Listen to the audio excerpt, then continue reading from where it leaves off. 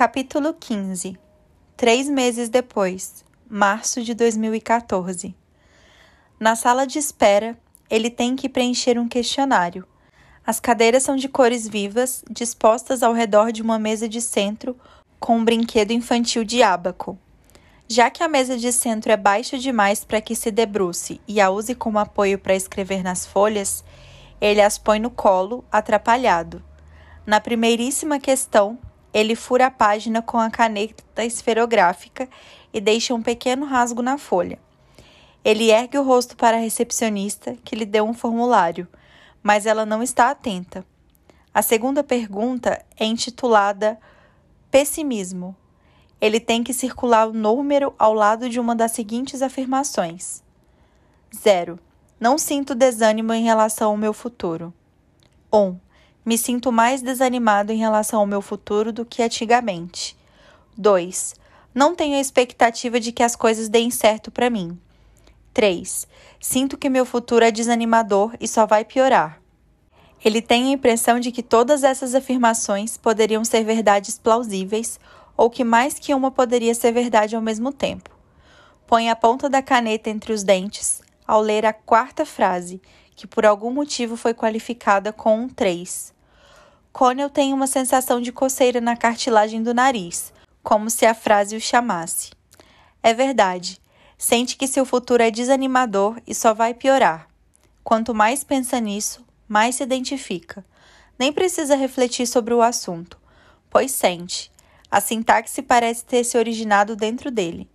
Ele esfrega a língua com força no céu da boca, tentando fixar o rosto em uma carranca neutra de concentração. Sem sequer assustar a mulher que receberá o questionário, opta por circular a afirmação 2. Foi Neil que lhe contou do serviço. O que ele disse especificamente foi: é de graça, então mal não faz. Neil é uma pessoa prática e demonstra compaixão de formas práticas. Connell não tem visto com frequência ultimamente, pois agora Connell mora na residência para bolsistas e não vê mais ninguém com frequência. Na noite anterior, passou 1h30 deitado no chão do quarto porque estava cansado demais para completar a jornada do banheiro para a cama. Havia o banheiro atrás dele e havia a cama na frente dele, ambos dentro do seu campo de visão, mas por algum motivo lhe era impossível ir para a frente ou para trás, somente ir para baixo, para o chão, até seu corpo ficar imóvel no carpete. Bom, aqui estou, no chão, ele pensou. A vida é muito pior aqui do que seria na cama ou em lugar totalmente diferente? Não, a vida é exatamente igual. A vida é a coisa que você traz consigo dentro da própria cabeça. Poderia muito bem ficar aqui deitado, inspirando a poeira abjeta do carpete para dentro dos meus pulmões, aos poucos sentindo meu braço direito ficar dormente sob o peso do meu corpo, porque é essencialmente igual a todas as outras experiências possíveis. 0. A sensação que tenho a meu próprio respeito é a mesma de sempre. 1. Perdi a confiança que tinha em mim mesmo. 2. Estou decepcionado comigo mesmo. 3. Não gosto de mim mesmo. Ele ergue o olhar para a mulher atrás da vidraça. Pela primeira vez, se dá conta de que puseram uma tela de vidro entre aquela mulher e as pessoas na sala de espera. Será que imaginam que gente que nem Connell são um risco à mulher atrás da vidraça? Será que imaginam que os estudantes que vão ali e preenchem os questionários com a maior paciência, que repetem seus nomes diversas vezes para a mulher digitar no computador, será que imaginam que essas pessoas querem ferir a mulher atrás da mesa? Acham que porque Connell às vezes passa horas deitado no chão, ele um dia possa comprar uma arma semiautomática pela internet e cometer um assassinato em massa em um shopping center? Nada poderia estar mais distante de seus pensamentos do que cometer um assassinato em massa. Ele sente culpa depois de gaguejar uma palavra ao telefone, porém entende a lógica. Pessoas com doenças mentais estão contaminadas de certo modo e podem ser perigosas. Se não atacarem a mulher atrás da mesa devido a impulsos violentos e incontroláveis, podem soltar algum tipo de micróbio na direção dela, levando-a a ruminar de forma doentia todas as relações fracassadas de seu passado. Ele circula a 3 e segue adiante. 0.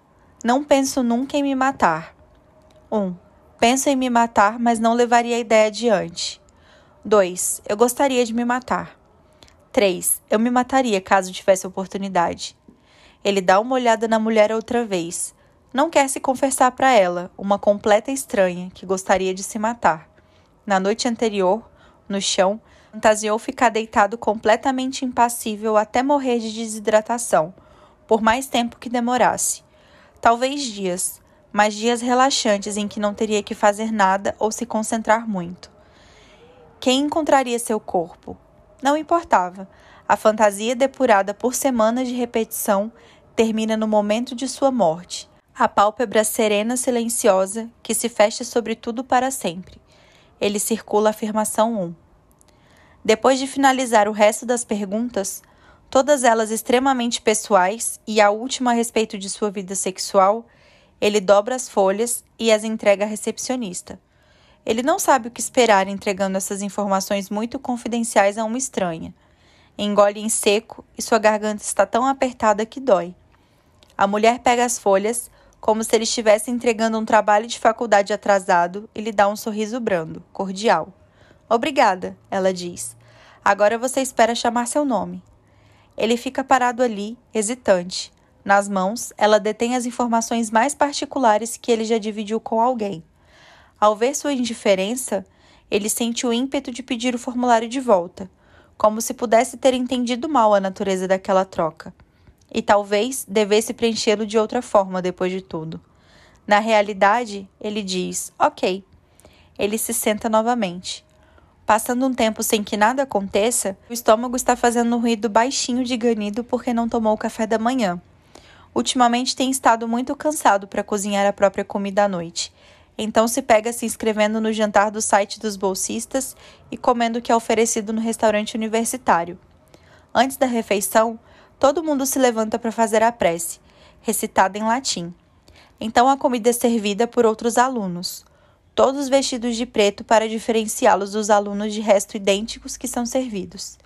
As refeições são sempre iguais. Sopa de laranja salgada como entrada, um pãozinho e um quadrado de manteiga embrulhada em papel alumínio. Em seguida, um bife com molho e travessas prateadas de batata sendo passadas de um lado para o outro. Depois, a sobremesa, uma torta açucarada qualquer ou a salada de frutas que é sobretudo de uva. Tudo é servido depressa e levado embora rapidamente, enquanto retratos de homens de diversos séculos os observam das paredes em trajes caros. Ao comer sozinho assim, entreouvindo as conversas alheias, mas sem conseguir participar, Connell se sente profunda e quase insuportavelmente alienado do próprio corpo. Após a refeição, outra prece é recitada, com um barulho horrível das cadeiras sendo afastadas das mesas. Às 7, já emergiu na escuridão do Front Square e as luzes já estão acesas. Uma mulher de meia-idade aparece na sala de espera agora, usando um cardigan cinza comprido, e chama Connell. Ele tenta contorcer o rosto em um sorriso e então, desistindo, esfrega o maxilar com a mão, assentindo. Meu nome é Yvonne, ela diz. Quer vir comigo? Ele se levanta do sofá e a acompanha até uma sala pequena. Ela fecha a porta depois que entram. Em um lado da sala há uma mesa com um computador antigo da Microsoft, que faz um zumbido audível. Do outro lado, há duas poltronas baixas cor de menta, uma de frente para a outra. Então, Connell, ela diz, você pode se sentar onde quiser. Ele se senta na poltrona de frente para a janela, pela qual vê os fundos de um edifício de concreto e uma tubulação de esgoto enferrujada. Ela senta-se diante dele e pega o par de óculos da corrente em torno do pescoço. Ela os põe na cara e olha a prancheta. Ok, ela diz. Por que não conversamos sobre como você está se sentindo? Não muito bem. Sinto muito que seja o caso. Quando foi que você começou a se sentir assim? Ele diz. Faz alguns meses, em janeiro, eu acho. Ela aperta a caneta e faz uma anotação. Janeiro, ela repete. Ok. Aconteceu alguma coisa na época ou veio do nada? Alguns dias depois do ano novo, Connell recebeu uma mensagem de texto de Rachel Moran. Eram 2h da madrugada e ele e Ellen estavam chegando em casa após uma saída. Tirando o celular do ângulo de visão dela, ele abriu a mensagem. Era uma mensagem coletiva enviada a todos os amigos da escola, perguntando se alguém tinha visto ou tinha contato com Rob Raggart. Dizia que não era visto fazia algumas horas. Ellen lhe perguntou o que a mensagem dizia e por algum motivo Connell respondeu: "Ah, nada. É só uma mensagem para o grupo. Feliz Ano Novo." No dia seguinte, o corpo de Rob foi retirado do rio Corby. Connell soube mais tarde por amigos que Rob tinha bebido demais nas semanas anteriores e parecia mal-humorado. Connell não soubera de nada, não tinha ido à cidade natal muitas vezes no último semestre. Não andava vendo as pessoas. Verificou no Facebook a última vez que Rob lhe mandara uma mensagem e tinha sido no início de 2012. Uma fotografia de uma festa.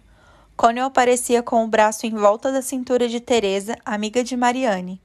Na mensagem, Rob escrevera: "Você tá comendo ela?" "Muito bem, haha." Connell nunca respondeu. Não tinha visto Rob no Natal, não conseguia se lembrar direito se o vira no último verão ou não, tentando evocar uma imagem mental exata do rosto de Rob. Connell descobriu que não conseguia. Uma imagem surgia de início, inteira e reconhecível, mas sob uma inspeção mais minuciosa, as feições se afastavam umas das outras, ficavam turvas, se confundiam. Nos dias que se seguiram, o pessoal da escola postou coisas de conscientização sobre o suicídio.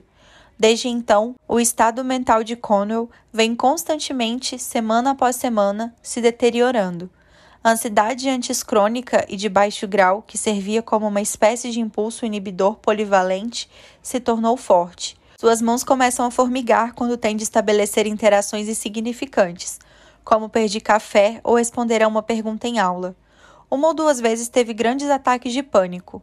Hiperventilação, dor no peito, formigamento no corpo todo, a sensação de dissociação dos próprios sentidos, a incapacidade de pensar direito ou interpretar o que vê e ouve.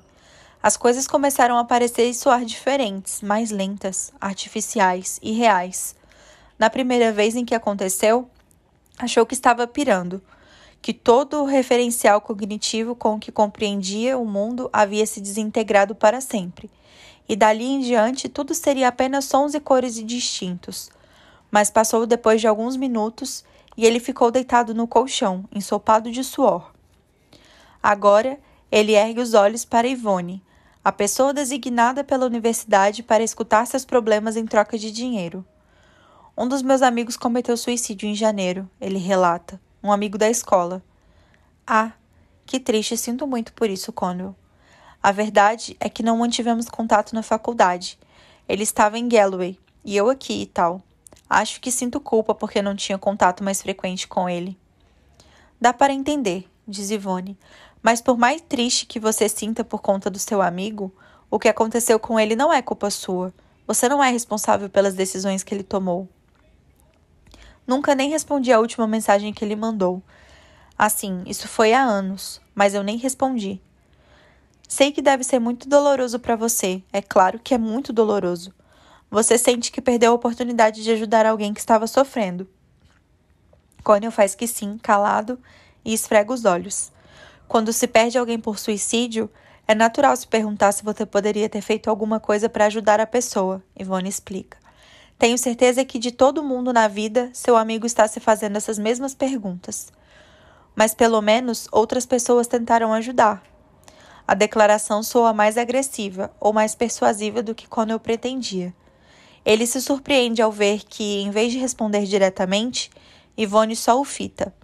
Olha para ele através das lentes dos óculos e seus olhos se estreitam. Ela faz que sim. Em seguida, levanta uma folha de papel da mesa e segura na vertical, séria. "Bem, eu dei uma olhada nesse questionário. Você preencheu para nós", ela diz. "E vou ser muito sincera com você, Connell. O que estou vendo aqui seria muito preocupante." "Certo. Seria?" Ela embala as folhas e enxerga na primeira folha o ponto em que sua caneta deixou um pequeno rasgo. "Isso aqui é o que se chamam de inventário de depressão de Beck", ela explica. "Sem dúvidas você já descobriu como funciona. Nós simplesmente atribuímos uma nota de 0 a 3 para cada item. Pois bem, uma pessoa que nem eu talvez marque entre, digamos, 0 e 5 em um teste como esse. E alguém que esteja passando por uma crise depressiva branda pode esperar uma nota de uns 15 ou 16. Ok, ele diz. Certo. E o que estamos vendo aqui é a pontuação de 43. Ok. Então isso nos põe no terreno de uma depressão seríssima, ela diz. Você acha que isso condiz com a sua experiência? Ele esfrega os olhos de novo. Baixinho consegue dizer. Estou vendo que está sentindo uma enorme negatividade contra si mesmo. Está tendo uns pensamentos suicidas, coisas assim. Então essas são coisas que temos que levar muito a sério. Certo. Nesse momento, ela começa a falar de opções de tratamento. Diz que recomendaria que ele se consultasse com um clínico geral da faculdade para discutir a alternativa dos remédios. Você entende que não tenho a prerrogativa de te dar receitas aqui, ela diz. Ele assente, agora inquieto. Eu sei, ele responde. Ele continua esfregando os olhos. Estão ardendo. Ela lhe oferece um copo d'água, mas ele recusa. Ela começa a fazer perguntas sobre a família dele, sobre a mãe e onde ela mora. E se ele tem irmãos e irmãs. Tem uma namorada ou namorado presente nesse momento? Yvonne indaga. Não, diz Connell. Ninguém assim. Ellen foi com ele a Carrickley para o funeral. Na manhã da cerimônia, se vestiram juntos no quarto dele, em silêncio, com o ruído do secador do cabelo de Lorraine subindo através da parede. Connell estava usando o único terno que tinha, que comprara para a comunhão do primo quando tinha 16 anos. O paletó estava justo nos ombros. Sentia ao levantar os braços. A sensação de que estava feio o preocupava. Ellen estava sentada diante do espelho, fazendo sua maquiagem, e Connell parou atrás dela para fazer o nó da gravata. Ela esticou a mão para tocar o seu rosto. Você está lindo, ela disse. Por algum motivo ficou com raiva, como se fosse a coisa mais insensível, mais vulgar que ela pudesse ter dito, e não reagiu. Ela abaixou a mão e foi calçar os sapatos. Eles pararam no átrio da igreja para falar com alguém que Lorraine conhecia. O cabelo de Connell estava molhado por causa da chuva, e ele não parava de alisá-lo sem olhar para Ellen, sem se manifestar. Então, pelas portas abertas da igreja, ele viu Marianne. Sabia que ela viria da Suécia para o funeral. Na soleira da porta, parecia muito magra e pálida, usando um casaco preto, segurando um guarda-chuva molhado. Ele não a via desde a Itália. Ela parecia, ele ponderou, quase frágil. Ela foi até o porta-guarda-chuvas dentro da igreja. Marianne, ele disse. Ele pronunciou o nome em voz alta sem pensar. Ela ergueu o rosto e o viu. Seu rosto era como uma florzinha branca. Ela passou os braços em volta do pescoço dele e lhe abraçou com força. Sentia o cheiro da casa dela nas roupas que usava. Na última vez em que a vira, tudo estava normal. Robbie ainda estava vivo. Connell poderia ter lhe enviado uma mensagem ou até telefonado e conversado com ele por telefone. Era possível na época, havia sido possível. Marianne tocou o topo da cabeça de Connell. Todo mundo observava os dois, ele sentia. Quando se deram conta de que não poderiam mais continuar com aquilo, se afastaram. Ellen deu batidinhas no braço dele rapidamente. As pessoas estavam entrando e saindo pelo átrio, casacos e guarda-chuvas pingando em silêncio nos ladrilhos. Melhor a gente ir prestar as condolências, Lorraine disse. Eles se enfileiraram com todo mundo para apertar as mãos da família. A mãe de Robin, Aileen, chorava sem parar. Conseguiam escutá-la do outro lado da igreja. Quando chegaram no meio da fila, as pernas de Connell tremiam. Queria que fosse Lorraine ao seu lado, e não Ellen. Sentia que ia vomitar. Quando enfim chegou sua vez, o pai de Rob, Val, segurou sua mão e disse: Connell, cara bom, fiquei sabendo que você está fazendo muita coisa boa lá na Trinity. As mãos de Connell estavam encharcadas até os ossos. Meus sentimentos, ele disse com a voz fraca. Meus profundos sentimentos. Val continuava a segurar sua mão e a olhar nos seus olhos. Bom sujeito, ele disse. Obrigado por ter vindo. Então acabou. Connell se sentou no primeiro banco vazio, tremendo dos pés à cabeça. Ellen se sentou do seu lado, parecendo constrangida, mexendo na bainha da saia. Lorraine se aproximou e lhe deu um lenço, tirado da bolsa, com o qual ela enxugou a testa e o lábio superior. Ela apertou seu ombro. Você se saiu bem, ela disse. Você já fez sua parte. Agora relaxa. E Ellen virou o rosto, como que envergonhada. Depois da missa, Eles foram ao enterro e, em seguida, ao taverne, para comer sanduíches e tomar chá no salão. Atrás do bar, uma garota que estava 1 ano abaixo dele na escola usava uma blusa branca e um colete e servia cerveja. Connell serviu uma xícara de chá a Ellen e uma para si. Ficaram de pé junto à parede, perto das bandejas de chá, bebendo e não conversando. A xícara de Connell chacoalhava nos pires. Eric se aproximou e ficou com eles depois que chegou. Estava usando uma gravata azul. Como vão as coisas? Eric perguntou. Faz tempo que não te vejo. Eu sei, disse Connell. Faz um bom tempo mesmo. Quem é essa? Eric perguntou, indicando Ellen. Ellen, disse Connell. Ellen, esse é o Eric. Eric esticou a mão e Ellen a apertou, equilibrando a xícara de chá na mão esquerda educadamente, o rosto tenso por conta do esforço. A namorada é? Disse Eric. Com uma olhada para Connell, ela fez que sim e respondeu. Isso. Eric a soltou sorridente. Você é dublinense, ele disse. Ela deu um sorriso nervoso e disse. Isso mesmo. Deve ser por sua culpa que esse cara não vem mais pra cá, Eric disse. Não é culpa dela. É culpa minha, retrucou Connell. Só estou brincando, Eric disse. Por alguns segundos, ficaram olhando o ambiente em silêncio. Ellen pigarreou e disse em tom delicado. Sinto muito pela sua perda, Eric. Eric se virou e lhe fez um aceno galante com a cabeça. Ele tornou a olhar para o ambiente. É difícil de acreditar, ele disse. Em seguida, se serviu de uma xícara de chá do bule que havia atrás deles. Que bom que a Marianne veio, ele comentou. Achava que ela estava na Suécia ou em algum lugar assim. Ela estava, confirmou Connell. Ela veio para o funeral.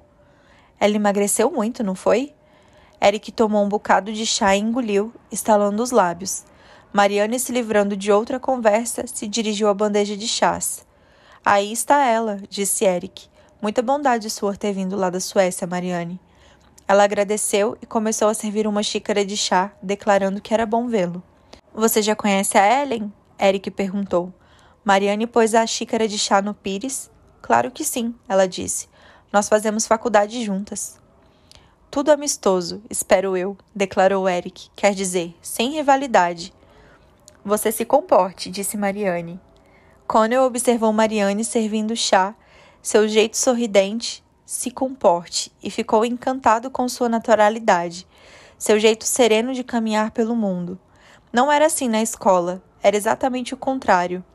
Na época, Connell era quem entendia como se comportar, enquanto Marianne só irritava todo mundo. Depois do funeral, ele chorou, mas o choro lhe pareceu nada. No último ano, quando Connell marcaram um gol para o time de futebol da escola, Rob pulou no campo para abraçá-lo, gritou o nome de Connell e passou a lhe beijar na cabeça com frenéticos beijos exuberantes. Estava apenas 1-0 e ainda havia 20 minutos de jogo. Mas assim era o mundo deles na época. Os sentimentos eram suprimidos com tamanho cuidado na vida cotidiana, forçados a caber em espaços cada vez menores que acontecimentos aparentemente banais tomavam uma importância insana e assustadora. Era admissível se tocarem e chorarem durante partidas de futebol. Connell ainda se lembrara do apertão forte demais em seus braços, e na noite do baile, Rob lhes mostrando fotos do corpo nu de Lisa. Nada era mais relevante para Rob do que a aprovação alheia, ser bem visto, ser uma pessoa de status. Ele teria traído qualquer confiança, qualquer bondade em troca da promessa da aceitação social. Connell não podia criticá-lo por isso. Ele era do mesmo jeito ou até pior. Ele só queria ser normal. Esconder as partes de si que achava vergonhosas e confusas. Foi Marianne quem teve que lhe mostrar que outras coisas eram possíveis. A vida ficou diferente depois. Talvez nunca tenha entendido como estava diferente. Na noite do funeral, ele e Ellen ficaram deitados no quarto dele, no escuro, sem dormir. Ellen perguntou por que ele não apresentara nenhum de seus amigos. Ela sussurrava para não acordar Lorraine. Te apresentei ao Eric, não foi? Connell disse. Só depois que ele perguntou, para ser sincera. Minha impressão era de que você não queria que ele me conhecesse. Connell fechou os olhos. Era um funeral, ele disse. Uma pessoa acabou de morrer, sabia? Não acho uma boa ocasião para conhecer gente. Bom, se você não queria que eu viesse, não devia ter me chamado, ela retrucou. Ele inspirou e expirou devagar. Ok, ele disse. Então me desculpa por ter te chamado. Ela se sentou na cama ao lado dele. Como assim? Ela perguntou. Você acha ruim que eu vim? Não, estou falando que se passei a impressão errada do que seria, então me desculpa. Você não queria mesmo que eu viesse, né? Eu mesmo não queria vir, para ser sincero, ele disse. Uma pena que você não tenha curtido. Mas assim, era um funeral. Não entendo o que você estava esperando. Ela inspirou rápido pelo nariz. Ele escutou. Você não estava ignorando a Mariane, ela disse. Não estava ignorando ninguém. Mas você pareceu especialmente feliz ao vê-la, não acha? Puta merda, Ellen, ele disse baixinho. O quê? Como é que toda a briga acaba nisso? Nosso amigo acabou de se matar e você vem com essa de Mariane, é sério? Assim, eu fiquei feliz de vê-la. Eu sou um monstro por causa disso? Quando Ellen falou, foi um sibilo baixo. Tenho sido muito solidária quanto ao seu amigo, e você sabe disso, ela disse. Mas você espera que eu faça o quê? Que finge que não percebi que você estava olhando para outra mulher na minha frente? Eu não estava olhando para ela. Estava sim, na igreja. Bom, não foi intencional, ele disse. Acredite, a atmosfera ali na igreja não estava muito sexy para mim, está bem? Pode confiar no que eu estou dizendo. Por que você se comporta de um jeito tão esquisito perto dela? Ele franziu a testa, ainda deitado de olhos fechados, o rosto virado para o teto. O jeito como me comporto com ela é minha personalidade normal, ele disse. Vai ver que eu sou uma pessoa esquisita. Ellen não se manifestou. Passado um tempo, tornou a se deitar ao seu lado. 2 semanas depois, acabou. Eles romperam. A essa altura, Connell já estava tão exausto e infeliz que não conseguiu sequer elaborar uma resposta. Coisas lhe aconteceram, como acessos de choro, ataques de pânico, mas pareciam se debater sobre eles vindos de fora, em vez de emanar de algum lugar de dentro dele. Internamente não sentia nada. Era como um congelado que tivesse descongelado rápido demais ao ar livre e derretesse para todos os lados enquanto por dentro continuava duro. De um jeito ou de outro, exprimia mais emoção do que em qualquer outro momento de sua vida, e ao mesmo tempo sentia menos, sentia nada. Ivone assente devagar, mexendo a boca de uma forma solidária. Você sente que fez amigos aqui em Dublin? Ela pergunta. Alguém de quem você seja próximo, com quem possa conversar sobre como vem se sentindo? Meu amigo, Neil, talvez. Foi ele quem falou dessa coisa toda. Do serviço de terapia da faculdade?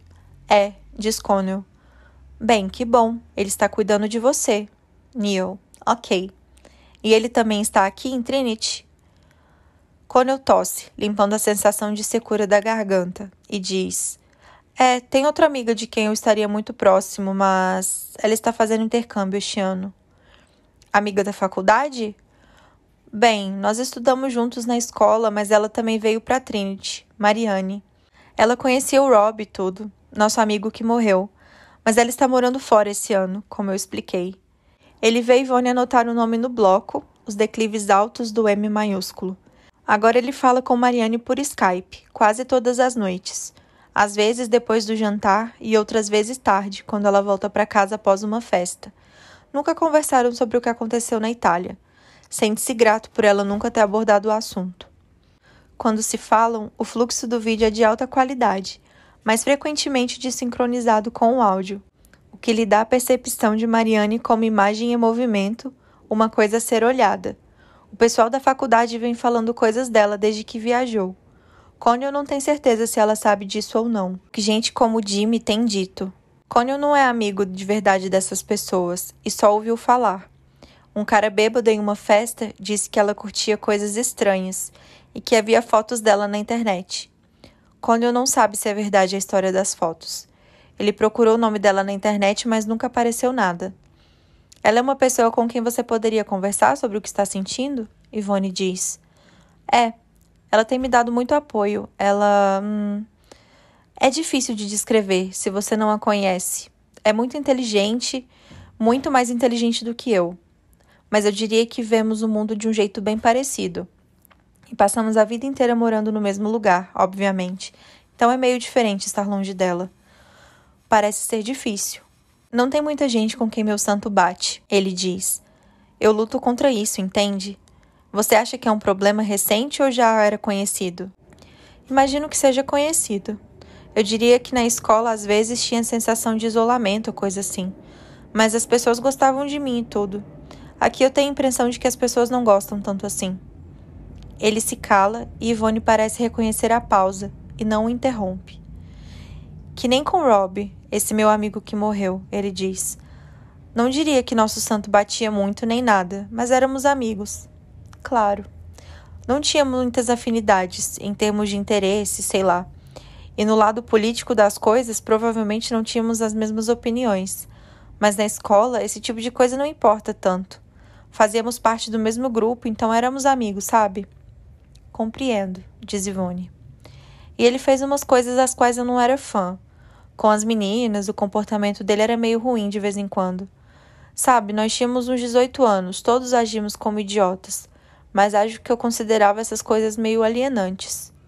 Connell morde o polegar e deixa a mão cair no colo. Eu devo ter pensado que se mudasse pra cá, me encaixaria melhor, ele diz. Achei que conheceria gente com quem teria mais afinidade, sei lá.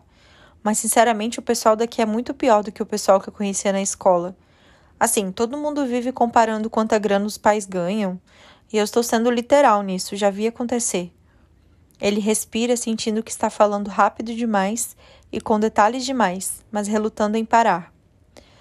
É que acho que saí de Carrickly imaginando que poderia ter outra vida, ele explica. Mas odeio isso aqui, e agora eu nunca mais vou poder voltar. Digo, aquelas amizades morreram. O Rob morreu. Nunca mais vou ver ele, nunca mais vou ter aquela vida de volta. Yvonne empurra a caixa de lenços que está em cima da mesa na direção dele. Ele olha para a caixa estampada com folhas de palmeiras verdes e depois para Yvonne. Toca no próprio rosto e só então descobre que começou a chorar. Sem dizer nada, tira um lenço da caixa e enxuga o rosto. Desculpa, ele diz.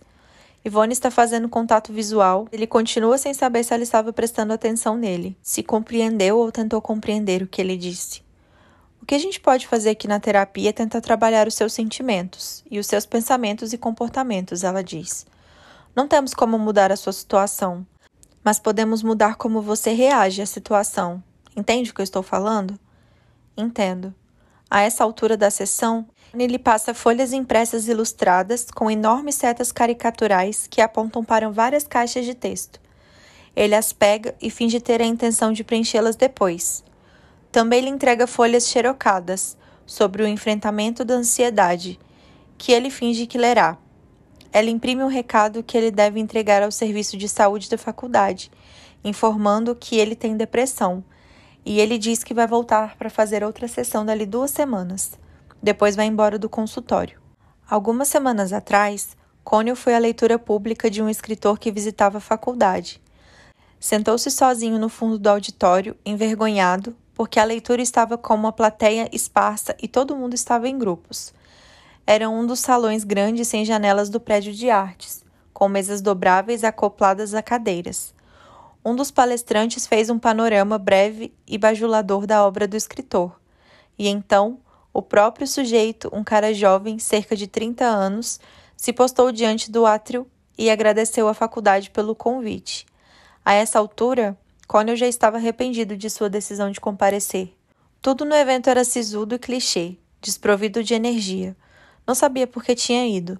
Havia lido a coletânea do escritor e achado irregular, mas sensível em certos momentos. Perspicaz. Agora, pensou, até esse efeito havia se estragado, porque vira o escritor naquele ambiente, destituído de qualquer espontaneidade, recitando em voz alta de seu próprio livro para uma plateia que já o lera.